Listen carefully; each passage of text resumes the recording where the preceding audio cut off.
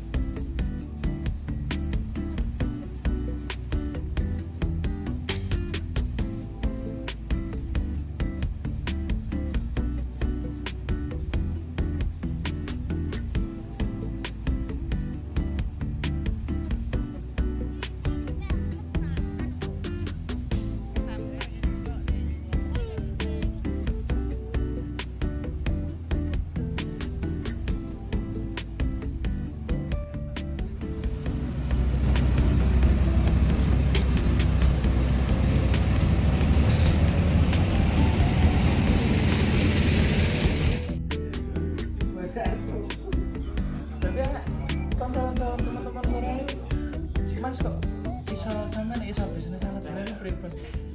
Mungkin Ya sing penting yang duwe alat lho. mboten mungkin Cari operatornya saged. Ini kan saged dipromosikan.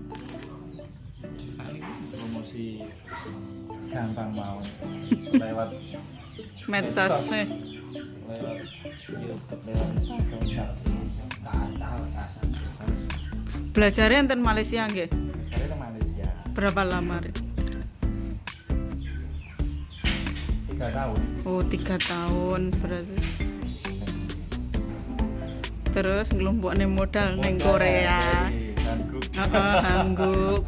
Yes, masuk. Pengalamannya dari Malaysia, modal keuangannya dari sana. Sekalian belajar manajemen.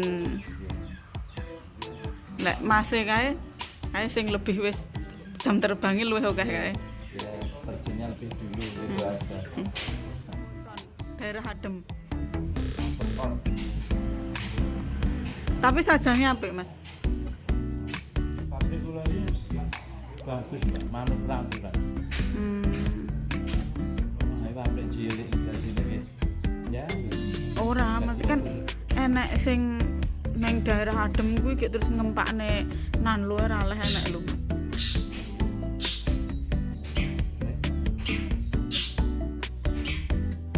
Alhamdulillah, sing penting kan sajangnya apik. Perkara lek gaji iki kan manut awak. Kabeh rezeki.